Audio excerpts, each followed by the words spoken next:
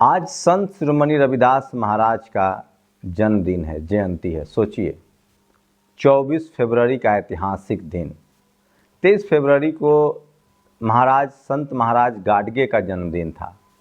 ये वो महापुरुष है जिन्होंने जातिवाद के खिलाफ, मनु कुव्यवस्था के खिलाफ, वर्ण कुव्यवस्था के खिलाफ, जाति कुव्यवस्था के खिलाफ ताउम्र जीवन संघर्ष किया।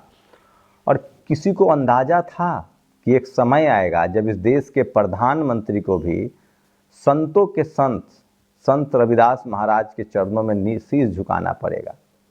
लेकिन ये उनके अनुयायियों की ताकत है, ये उनके मानने वालों की ताकत है। और सबसे बड़ी बात है, संत शिरोमणि रविदास महाराज, संतों के संत, जिन्होंने मानवतावाद का जो उदाहरण पेश किया, जिन्होंने ताउम्र पूरी जिंदगी बराबरी, गैर बराबरी के खिलाफ और बराबरी के लिए, समानता के लिए संघर्ष किया, ये उनका सम्मान है।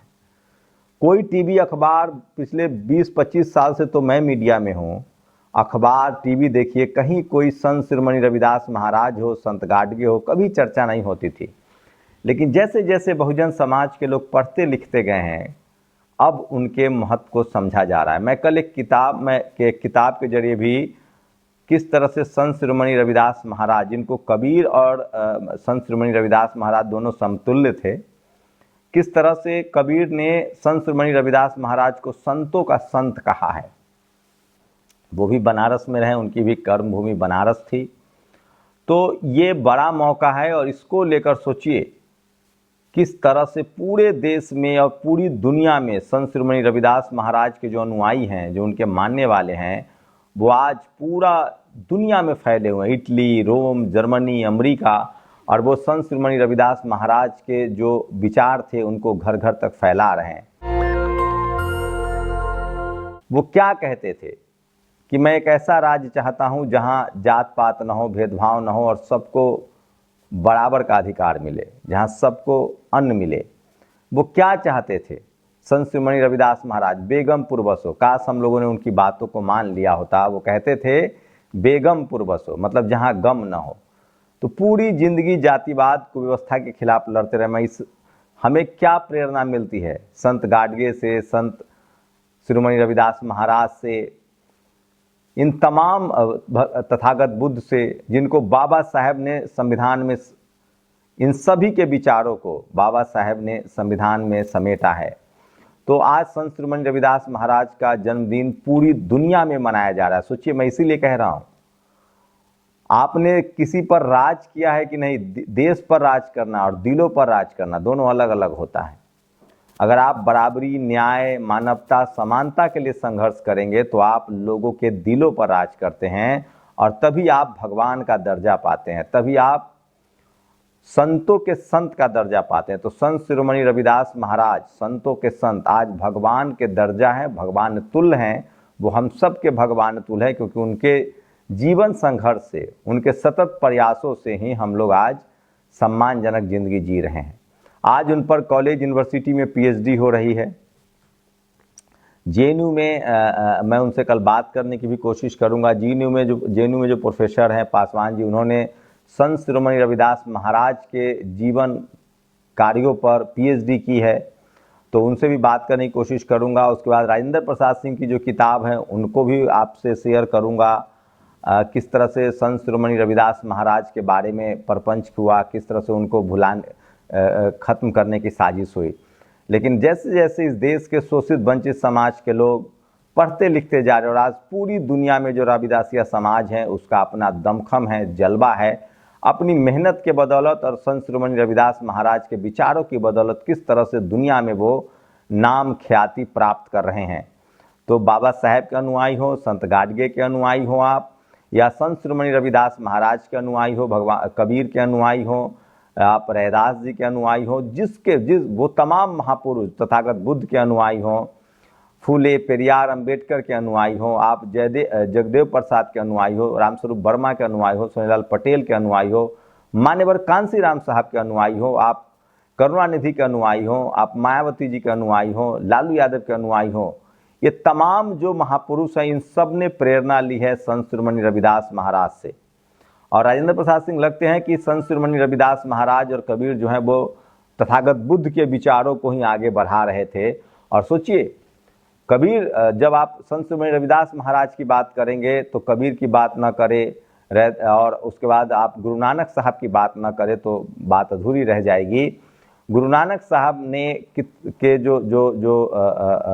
जो धर्म ग्रंथ है उसमें किस तरह से संत शिरोमणि रविदास महाराज के का भी संकलन है, तो कितनी निकटता थी इन तमाम महापुरुषों के विचारों में, इनके विचारों में समानता थी और मानवता इनमें सबसे ऊपर थी। इसलिए no race no cast Guru Nanak साहब ने कहा।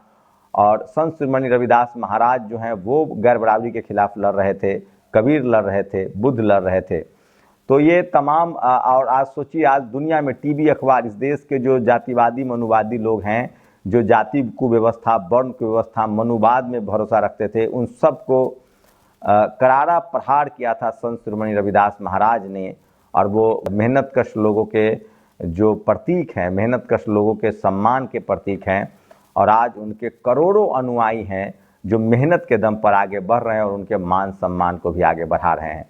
तो आज उनकी जयंती ग्लोबली मनाई जा रही है पूरी दुनिया में। बाबा साहेब ग्लोबल हैं, अब संत शिरोमणि रविदास महाराज ग्लोबल हैं, संत गाडगे ग्लोबल हैं। पूरी दुनिया में इनकी ख्याति फैल रही है, पूरी दुनिया में इन पर पीएचडी रिसर्च हो रहा है कि किस तरह से इन लोगों ने 500 साल पहले, गुरु नानक साहब ने, संत शिरोमणि रविदास महाराज ने 500, 600, 700 साल पहले इन लोगों ने किस तरह से इस दुनिया को नया एक राह दिखाया और मानवता को बराबरी का दर्जा दिलाने के लिए संघर्ष किया।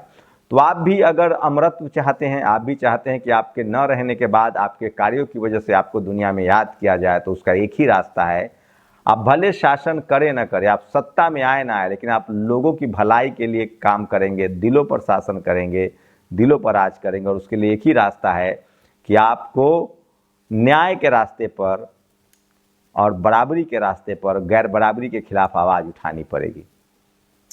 तो आज पूरी दुनिया में संत शिरोमणि रविदास महाराज की जयंती को मनाया जा रहा है। उनके अनुयायी, उनके जानने वाले, और जैसे जैसे एजुकेशन बढ़ेगा इस देश के, खासकर वो लोग जो शोषित वंचित समाज के हैं लोग हैं, जिनको जाति के नाम पर, वर्ण के नाम पर, धर्म के नाम पर, रंग के आधार पर शोषित किया गया है, तो वो संत शिरोमणि रविदास महाराज के जब विचारों को पढ़ेंगे तो उनको लगेगा कि उनका जीवन कितना संघर्षशील था, उन्होंने मानवता के लिए कितना काम किया है। तो ये आज की बड़ी खबर है। दूसरी सबसे बड़ी खबर है चंद्रशेखर आज़ाद के कांग्रेस और समाजवादी पार्टी गठबंधन ने चंद्रशेखर आज़ाद को एक सीट का जो है वो छोड़ा है। उनके लिए कहा जा रहा है कि वो नगीना से चुनाव की तैयारी कर रहे हैं और कम से कम कांग्रेस और समाजवादी पार्टी अब अपना कैंडिडेट नहीं देगी वहाँ। ये बड़ी अपडेट आ रही है, बड़ी खबर मैं आपको बता रहा हूँ। सबसे बड़ी खबर है कि किस तरह से, और वहीं यूपी में परीक्षा लीक को लेकर छात्रों का गुस्सा भड़का हुआ है। लखनऊ से लेकर प्रयागराज तक, इलाहाबाद तक धरना प्रदर्शन चल रहा है। पिछली परीक्षाओं को रद्द करने की मांग की जा रही है, ये भी सबसे बड़ी खबर है। और वहीं सोचिए किस तरह से पूरे देश में जिस तरह से सरकारी नौकरियां एक तो लाले पर हैं, उसके बाद परीक्षाएं रद्द हो रही है, तो बेरोजगारी जो है 2024 के लिए सबसे बड़ा मुद्दा बनता जा रहा है। किसान आंदोलन लगातार जारी है, किसान बैकफुट पर जाने के लिए तैयार नहीं है और आज भी उन्होंने प्रदर्शन किया, उनका प्रदर्शन लगातार जारी है। और 14 मार्च को उन्होंने दिल्ली में सबसे बड़े पंचायत की अपील की है। और उसी बीच में आपको बता दें कि कयास लगाए जा रहे हैं कि 10 मार्च से पहले चुनाव की तारीखों का ऐलान हो सकता है, लोकसभा चुनाव का। वहीं बीएसपी सुप्रीमो मायावती अगले महीने से, मार्च के महीने से अपने कैंडिडेटों के नाम की घोषणा करना शुरू कर देंगे। वहीं समाजवादी पार्टी और कांग्रेस का गठबंधन हो गया है। वहीं आपको बता दें कि बंगाल में भी ममता बनर्जी और कांग्रेस के बीच गठबंधन होता दिख रहा है। झारखंड में जेएमएम के बीच है, आरजेडी के बीच गठबंधन है। आरजेडी की रैली में जिस तरह से भीड़ जुट रही है, चंद्रशेखर आज़ाद को साध कर समाजवादी पार्टी और कांग्रेस ने एक बड़ा मैसेज देने की कोशिश की, जिसको उसके दर्जनों राज्यों में लाभ हो सकता है।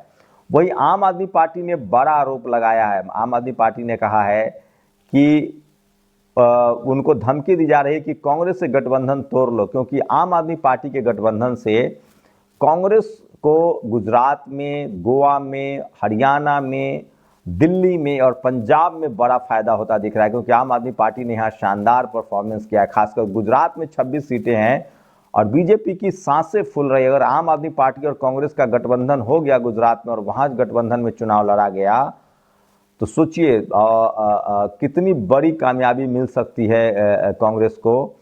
तो गोवा और गुजरात, उसके बाद हरियाणा, दिल्ली और पंजाब, 5-6 बड़े राज्य हैं। इसीलिए कहा जा रहा है, उनके नेता का कहना है कि आप या तो गठबंधन कीजिए या गिरफ्तारी दीजिए। आम आदमी पार्टी ने तय किया कि वो भले गिरफ्तार हो जाएंगे लेकिन गठबंधन से आगे नहीं निकलेंगे। तो बीजेपी पर बहुत गंभीर आरोप लगा है। जिस तरह से आपने देखा चंडीगढ़ में चुना, तो सोचिए बहुजन समाज के नेताओं को सोचना चाहिए, बहुजन समाज के पार्टियों को सोचना चाहिए कि बीजेपी और आरएसएस चुनाव जीतने के लिए कितना डेस्परेट है और आप लोग अपनी अपनी महत्वाकांक्षा के लिए कितना डेस्परेट हैं। जहां आरएसएस को, बीजेपी को सत्ता चाहिए, वहीं बहुजन समाज के नेताओं को आपसी सफलता चाहिए। अगर काश अभी भी वक्त है एससी एसटी ओबीसी लीडरशिप वाली पार्टियां सपा, बसपा, आरजेडी, जेडीयू, जेएमएम, डीएमके, ये सब एकजुट हो जाए तो इस देश में 100 में 85 बहुजन हैं और तभी संत शिरोमणि रविदास महाराज का बेगमपुर बन सकता है, जहां सबको बराबर का सम्मान और बराबर को अन्न मिले। आप लोग अपनी प्रतिक्रिया जरूर दीजिए। शुक्रिया। नेशनल दस्तक की आपसे गुजारिश है कि अगर इसको बचाना चाहते हैं तो नेशनल दस्तक को सब्सक्राइब करने के लिए रेड कलर के सब्सक्राइब बटन को दबाएं, फिर बेल आइकन की घंटी दबाएं। नेशनल दस्तक को बचाने के लिए बहुत जरूरी है कि हर खबर को शेयर करें, लाइक करें, कमेंट जरूर करें।